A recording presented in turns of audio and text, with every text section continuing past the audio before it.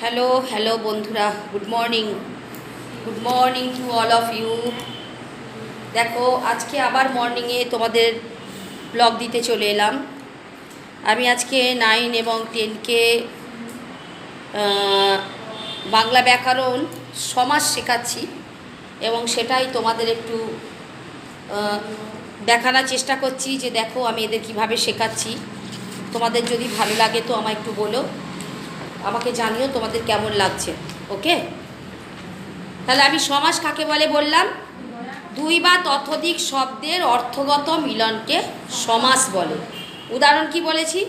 সিংহ চিহ্নিত আসন, সিংহাসন। এখানে সিংহ আর আসন এই দুটো হলো সমস্যমান পদ, আর সিংহাসন এটা হলো সমস্ত পদ বা কি বলবি তো?